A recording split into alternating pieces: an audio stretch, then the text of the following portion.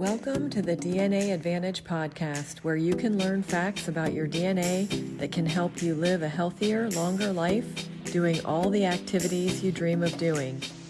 If you want to gain more control over your health and the factors that influence it, you're in the right place.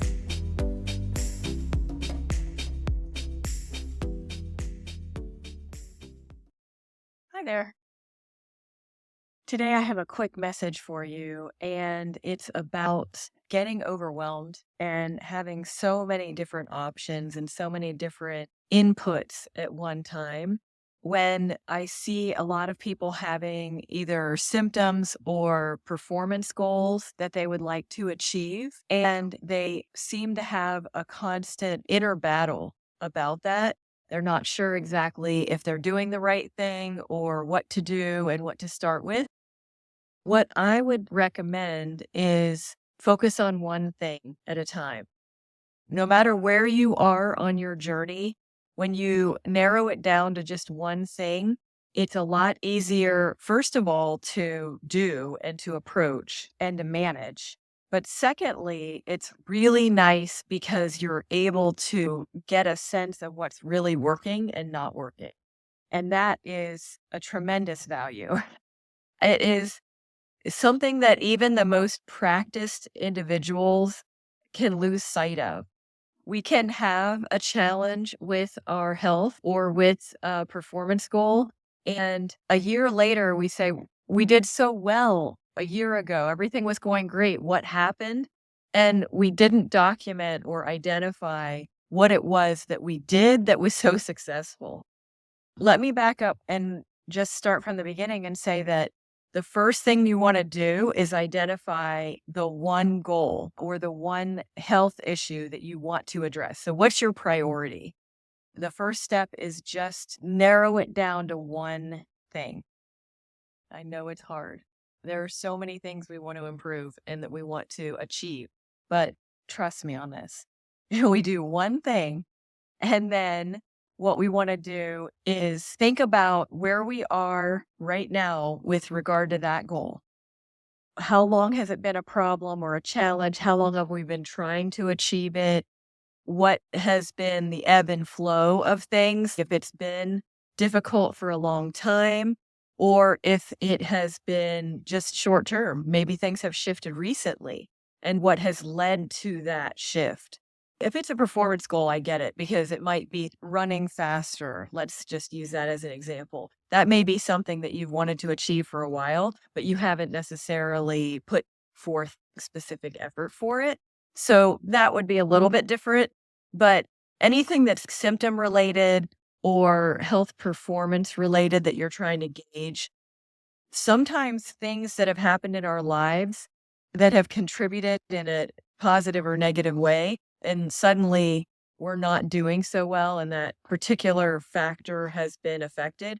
We want to make sure that we are recognizing that because that's something that is a really big clue. So identify the one thing you're going to be focusing on, and then we want to identify the one thing that is going to be a needle mover. That could be when it comes to running as a performance goal, and then we'll go to a health goal too. But as far as a performance goal, and we say speed is the goal, where are we slow? Is it that we don't have the endurance to maintain our speed? Or is it that we don't have the explosiveness at the very beginning to get our speed going? When we look at our health, and let's say our health goal is to lose weight, we want to look at then what side of things are we struggling? Are we struggling with food and eating and not knowing exactly what to eat, when to eat, how much to eat? Or is it more on the side of exercise? Are we dealing with hormonal changes and hormonal issues? What is affecting us most? And what do we have control over? That is all playing into the big needle mover and identifying what is going to give us the biggest advantage. Now, for people who have done their DNA, and I know there are several of you who have done DNA with me, then there are others who have done DNA testing, maybe with Ancestry or 23andMe. And that's fine. It's not the full scope of things that I would love for you to see eventually, but it's a great start. If you're trying to identify your one thing that you want to look at in your DNA and you're not quite sure, you identify that goal and then you want to narrow in on what category of DNA is going to affect that goal the most. And then you can narrow in because I know when it comes to looking at DNA, you don't know where to start. And there is so much information, valuable information. But we want to make sure that you're not overwhelmed and that you're getting the key information that's going to give you the most bang for the buck. Taking a look at weight, and let's say that you're having some hormonal challenges. Let's look at the labs and see where your cortisol levels have been lately. If your cortisol is elevated, it's really hard to lose weight. And there are things you can do in your lifestyle, in your diet to help manage the cortisol level and get a handle on it. But that's only one hormone that affects us in that lovely fluctuation that we have throughout our lives. The goal is really narrow in on what one goal you'd like to achieve and then look at what is the category that affects that goal that you feel like you could really change and buckle down and commit to. And then what we want to do is identify what steps you're going to take and schedule it. Let's go to the whole hormone thing. And we say, okay, do we have belly fat? Yes. Okay. Do we have trouble losing weight? Yes. Does it seem like we're eating all the right things? Yes, but it's not working. Okay. So let's look at cortisol as a possible issue. If we have labs, that's awesome. If we don't, okay. If we have DNA, that's amazing. If we don't, okay, we'll figure it out. At least we'll get you started. But then if we recognize that cortisol may be an issue and we think about how to influence it, we look at stress levels, we look at how can we influence and what could we do that would be most impactful on cortisol. So where are we currently in the way that we're influencing our cortisol? And then where do we need to be? Well, we need to lower it. So what can lower cortisol and then help us manage our weight indirectly? And that would be things like eating at an earlier time, not going to bed so late, and managing stress for sure. So you have to look at what's pushing your cortisol. Is it stress? Is it going to bed late? Are you working so much that it's just causing you to be amped up too much? Are you working out late? Are you working out too hard?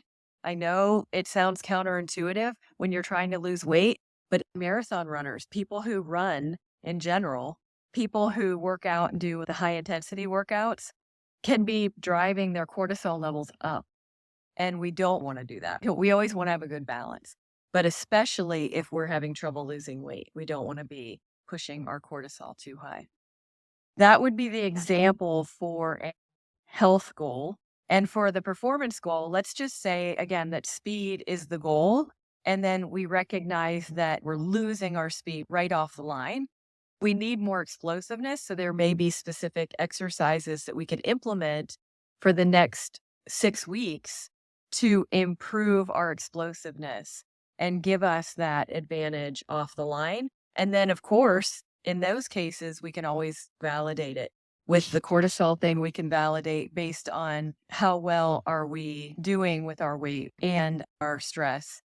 We can get so overwhelmed when we have the goals and we're frustrated because we haven't achieved our goals, or we feel like there are so many things working against us. We just have to take a step back. We have to look at what it is that we have as our primary goal and just focus on that one thing. And then we can dissect. I know a few of you have seen the post that I had as a free call. And that's what I'm doing, is giving you a very specific strategy for your individual needs. This is an example of more of a generalized view of that. But when you look at what your goal is, I help you identify what that one goal is, help you look at some of the contributors. If you've already done DNA, I can certainly give you the heads up of which SNPs we want to be looking at, but it's never going to be a quick answer when it comes to DNA because, of course, It's not just one gene that is going to cause a problem or solve a problem. We're a huge complex system, and our genes are definitely major factors. The goal is just don't get overwhelmed, narrow in on one thing, figure out what are the factors that contribute to that one goal, whether it's a performance goal or a health goal, and what is realistic and practical for you to implement over the next 4 to 6 weeks that you can commit to and track and do consistently so that you can see if indeed that is moving the needle or not. It sounds like that will make it take longer to achieve your goal, but it provides you so much knowledge about your body and what's working and what's not working, and how you can give yourself the grace to have time to see progress. There can be instances where after a couple of weeks, you could shift to another strategy if you see it's not working. But with things like sleep, with cortisol, with things like that, if you're trying to change things, it can take about 2 to 4 weeks to change your sleep patterns. Let's say magnesium is low, we add magnesium into your regimen, and then it takes 2 weeks usually to get that to a more optimized and functioning level for you to then affect the symptoms that you're dealing with, whether it's heart palpitations, anxiety, or sleep issues. Those are all things that, unfortunately, magnesium deficiency can affect. You have to give yourself ample time to see if this strategy is working. But there are occasions where you just know something's not working or it's not making enough of a change. And you could maybe maintain that change, but add in another element that could make a difference too. It really is all about learning about your body and giving yourself the benefit of understanding what's working for you and what's not, and doing natural things, making changes to your lifestyle, your diet, and your environment to make sure that you have every element figured out. You really can learn so much about yourself just working through this process and going through the identification of what your priority is, strategizing, implementing, and then regrouping in about 4 to 6 weeks and deciding what you want to do next. Because you may be able to move on to a next goal, or you may want to change up your strategy and raise the bar, because some people may lose a little bit of weight or reduce their cortisol level and their feelings of stress, but they want to improve it even more. It's all very unique and individualized, and that's why I offer the strategy sessions for people. And then, of course, we have the full program that people can do if they're really trying to get a sense of how to get complete control of their health and really maximize and make major changes. It's exciting because we can do this. We aren't going to just live with symptoms for the rest of our lives and accept this and be on medication and see a decline and just think that we're aging and therefore that's the way it goes. That's not how it works. Let me know if you all have any questions or want to schedule a strategy session. You can always direct message me. Thank you so much, and I hope you have a great week. Thanks so much for joining me to learn about DNA health. If you enjoyed this episode, please subscribe and leave a review. If you'd like to join my free community where we delve into more details about DNA, just click Community below.